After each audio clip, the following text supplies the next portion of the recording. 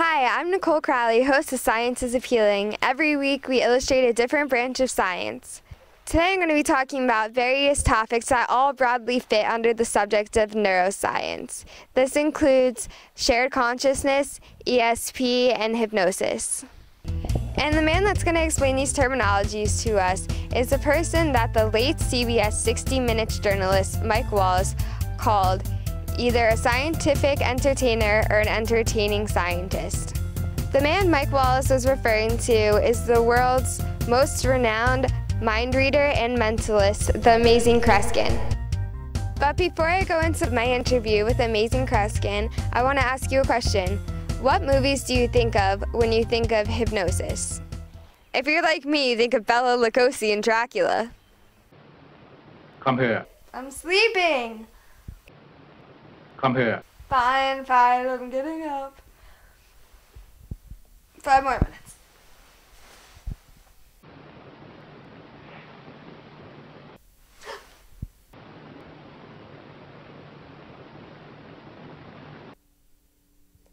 Come here. I hear the master and I must obey. In this clip, Dracula hypnotizes people. They have no free will, and they are basically his slave.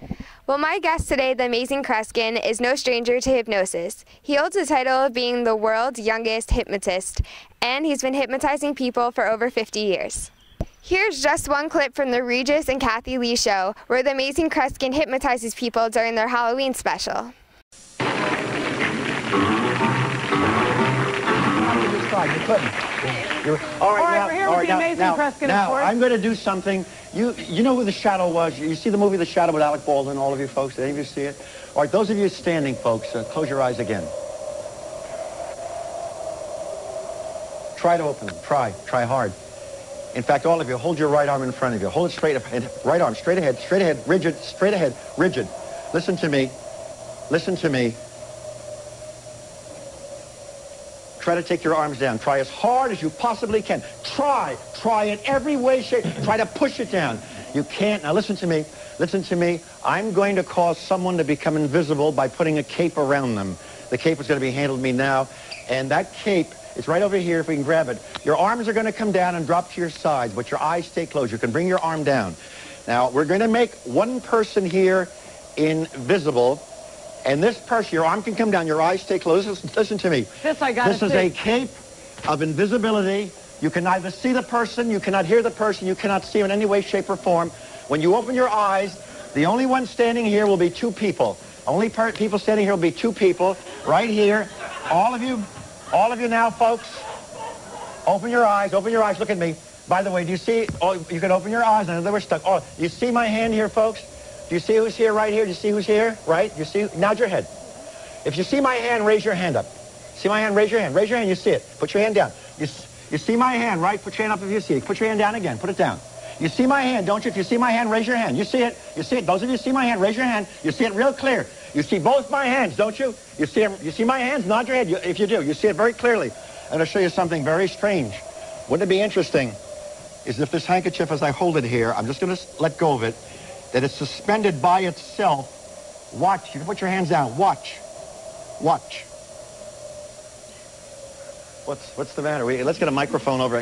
What's the matter, man? It's floating. Yeah, it is floating, isn't it? It is floating. It really is floating, isn't it? It really is floating by. Isn't that what? It's floating by. Okay, keep it Getting floating. weird here. There's a tall table here. I wanted that tall table. I wanted it on the set, and that table I was going to tilt. It's gone. The stool.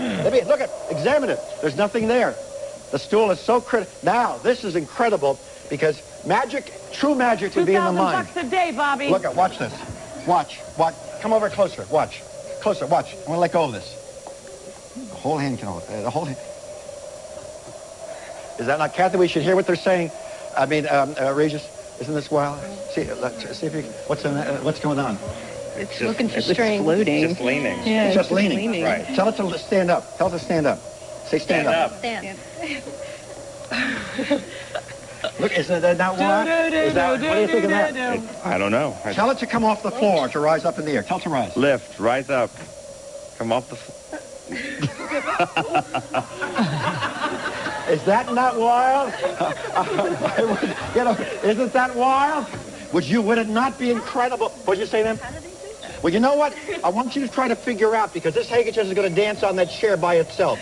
I'm going to let go of it. It's going to, all of you, come around the handkerchief. See if you can figure out. You can't. It's going to dance just on the chair. Just on the chair. See, come on. You can come on around it, sir. What's going on, sir? Oh, he's looking for wires. Isn't that what? Is there anything holding it up at all? Nothing. Absolutely nothing. Nothing at all. Now, I'll tell you what the craziest thing is. One final thing. There's a plant over there. Look at the plant on that table. Wouldn't it be crazy if that plant came off the table and started coming towards you? Let's have that plant rise. Right on the table, right there. Let's have it come around the front here. Isn't that wild? Isn't that over here? Over here. He's looking for wires. What do you think of that? Isn't that wild? Isn't that wild? Isn't that something? You ever see anything like that? You ever see anything? Whoa, watch it, watch it. Well, isn't that wild? Look, now wait. Hold it up in the air. Hold it up in the air. Hold it. Now what? One more thing. Hold it over here. I'll hide there. I'm going to show you how this is done.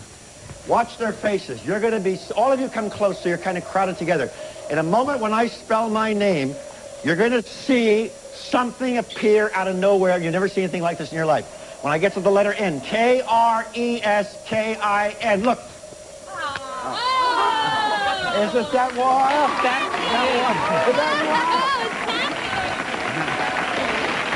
that wild? The amazing question. He's in Mr.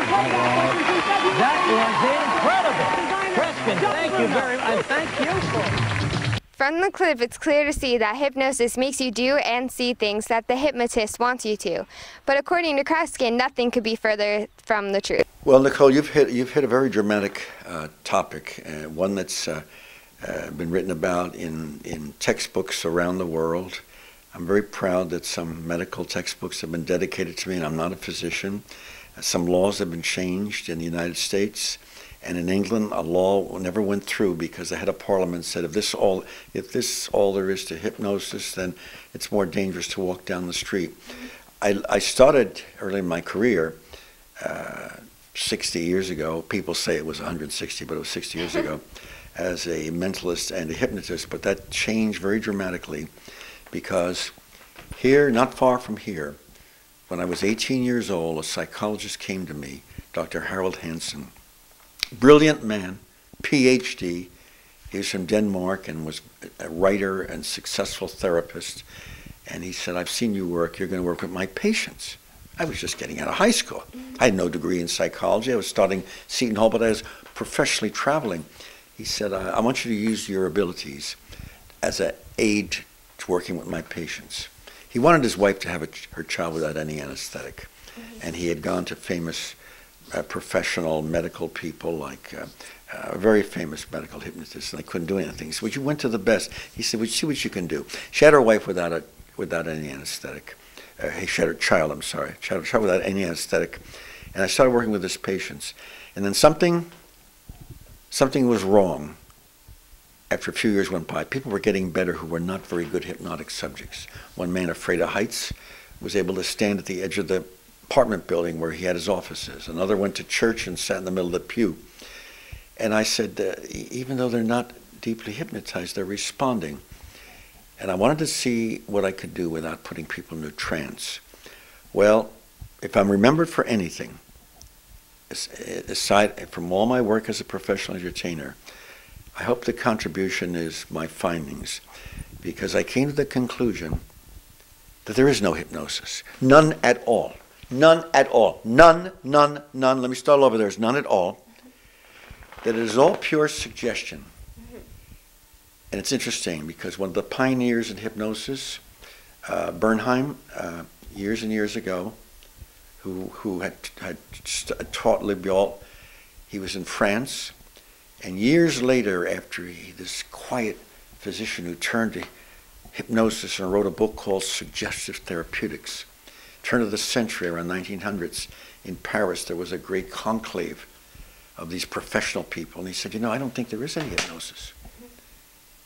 I think it's suggestion. And all these followers of his and supporters and medical people started booing him because there was something romantic about the idea of a trance. Nobody really is in a trance. They're wide awake, but we are suggestible. We are all, nothing to do with gullibility. The most suggestible people are people who are artistic, people who have empathy, people who are able to talk to others and almost feel the way they feel and are flexible in their thinking. How many people would you say you've hypnotized over the years? How many people have responded to? I'm not going to exaggerate. I'm going to be conservative. Literally over 1 million people. Wow. Because in colleges there are 100 and some people who volunteer on stage, but you know, we've lost the meaningfulness of hypnotic phenomena. We are more suggestible in crowds. That's why riots. You know, with a riot, people do things without feeling a moral responsibility. But then people laugh at something that's funny if they're with a larger group. And if you're involved in if you watch Alfred Hitchcock, who is one of the finest manipulators of human behavior in the history of movie making, he knew how to get under our skin. You get frightened. You're frightened in a movie. You think, well, wait a minute. There's a person sitting around the camera. There's someone behind me. I'm not scared. But Hitchcock knew how to trap us because he had things happen to these people on the movie screen that happened to us, and we couldn't escape from it.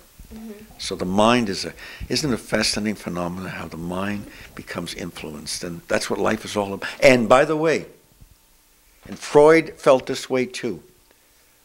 If you want to talk about hypnosis in the true sense of the word, there is no greater hypnotic phenomena than two people in love.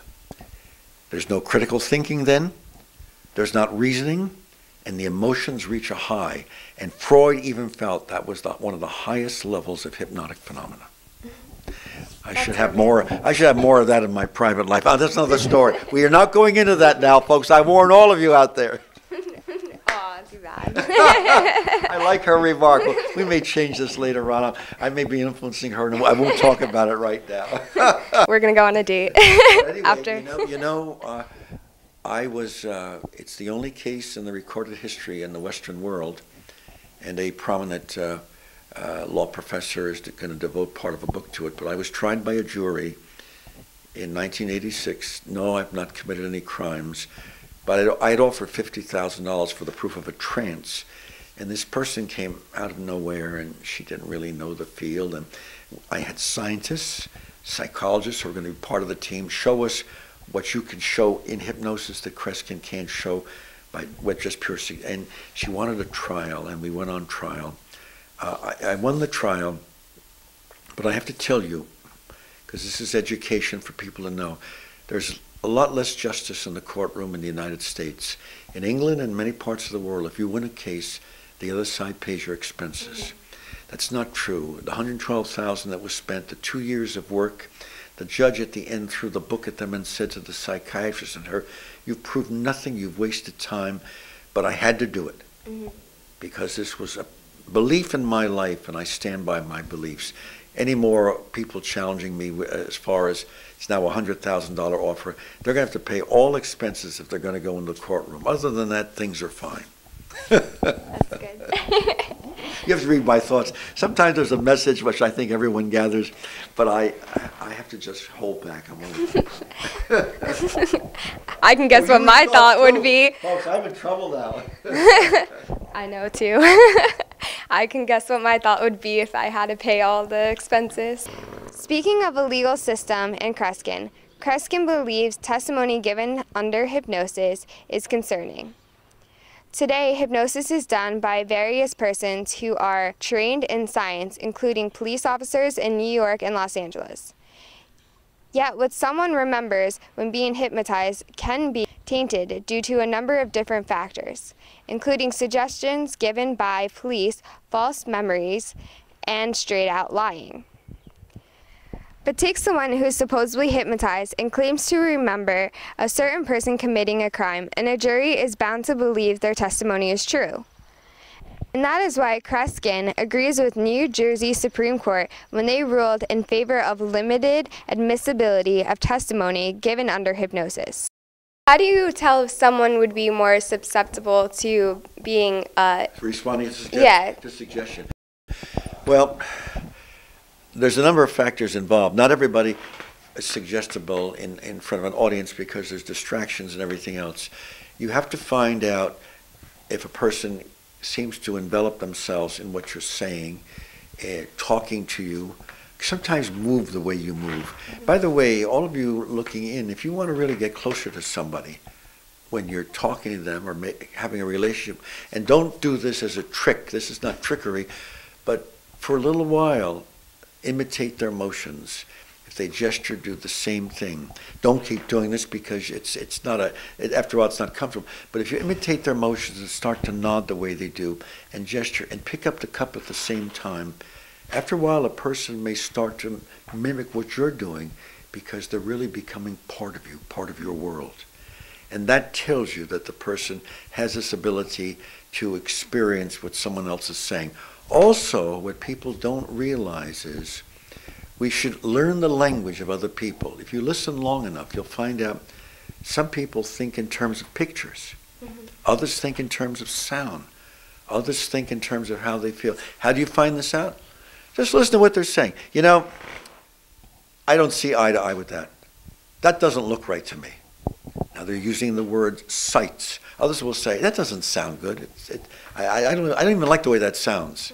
Those people tend to think in terms of what they hear rather than what they see. So unconsciously, if you use the same language, you can get through to people more clearly. And we've lost this art. So do you believe in the theory of like a shared conscience? Yes. Yeah. I love that remark, a shared conscience. You know, through the words. Can I give you a hint? And I often say that because I've done over 2,000 college shows in the United States and Canada, and sometimes if you're asked a question, of course, a whole class can be dealt with it. But once in a while, you're with someone and you ask them a question, if they spend a long time and use a lot of technical language, they may not know the hell of what they're talking about. Because we often mask things in claptrap. But if something can be answered simply and succinctly, and it seems to make a picturesque sense, then they really have a handle on things. That's really what life is all about. But I think communications today is, by the way, more of a challenge. We've become socially dysfunctional because we're relying too much on machinery, and we're not listening to each other. I'm going to tell you something that I've really talked about, and when I've been interviewed through the years by reporters who come to private affairs, corporate affairs, and they've interviewed me after, and I said, I want to teach you a lesson on how we don't listen as much anymore. This is a true story. I've done this maybe 700 or 800 times. I said, listen, they're having a reception after the show. There's having food and everything else. The president of the company's there and what have you. Stand by me, but don't show any reaction. Just hear what I'm saying. We'll go in, and when I walk into maybe it's 150 people, maybe it's 600 people, but usually the president, the vice president, and the treasurer, they're kind of all lined up to say hello to me. Thank you, sir. Thank you. And I go up to one of them and say, it's nice to meet you. I just raped your wife. How did you feel about the second part of the program? In 40 years of my doing this, hear me now, nobody has ever heard it. Once or twice, or once in a while they'll go like this, and then they'll go on talking because not expecting to hear something, they don't hear it. And reporters, as they write, they'll say, my God, and he said it to them directly. It wasn't to insult anybody. It was to show that if we have a mindset, we don't hear what's being said. Yeah. Don't start doing that, folks, and use that language. I don't want you getting in trouble, but it's a lesson to learn. You could put on lists for that sometimes. But you know what it says? It tells us. That's so funny. If we go into something making up our mind of what we're going to hear or how it's going to go, we may be losing what's going on. When I jog, I run an hour every night between 4 and 5 in the morning usually. Wow. And I don't wear earphones. I can listen to music. I don't listen to this. I listen to nature. Because, we're sharing this earth and the animals and the insects and the breeze and everything. It's a beautiful pastoral part of it, and it gives you a chance to reflect. Yeah. Kreskin is recognized for being able to read thoughts. Because of his talent for reading thoughts, he collaborated in psychological clinical studies, extending into the realm of parapsychology and power of suggestion. And throughout the years, he has made some major predictions. And one of my favorite parts of his performance is when he allows people from the audience to hide his check, and if he doesn't find it, he doesn't get paid. The check test, one drama critic said it all. I was in Pittsburgh, and I was there for a week or two at a theater, not one night.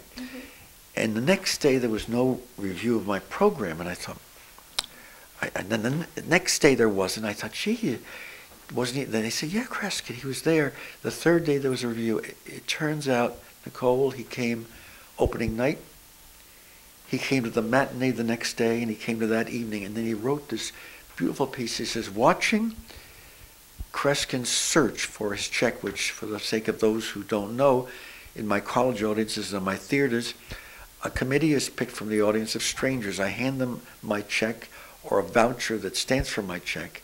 Two of the committee escort me from the theater, and the committee, while I'm out of the theater, hide my check anywhere within the theater and then return to the stage. When I come back in, no one talks to me. There's no questions and answers, but the committee must focus on what they've done, and if I don't find my fee, I don't get paid.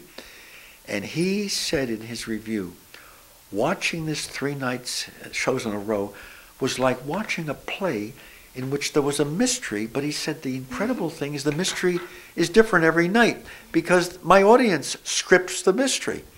And it has become, it's been written about all over the world. It's been dramatized, even in the movie The Great Buck Howard. And of course, people ask, have I ever failed? I failed 9 times. I lost in New Zealand when I failed $51,000. But there's a side story that fascinates behaviorists and students, because like some of the colleges I've been back 11, 15, 18 years in a row. One of the failures was at a show for the American Medical Association. Here it was at the Atlantic City, and because a lot of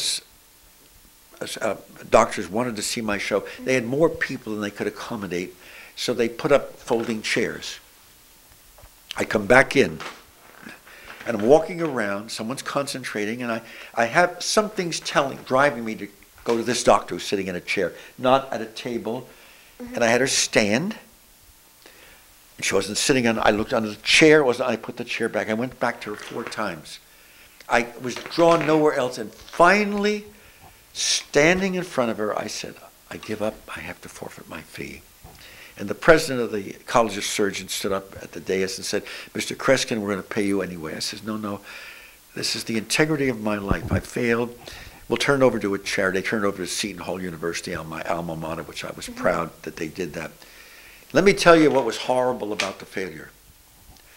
My right foot was 1/2 inch from the check. Oh, no. Out of the room, they had moved a tremendous amount of furniture, rolled the rug up of the auditorium, put the check back, rolled the rug back, and put all the furniture, and my foot was literally standing on it. I didn't find it, but can you imagine how horrifying it was? I was that close to it and didn't find it.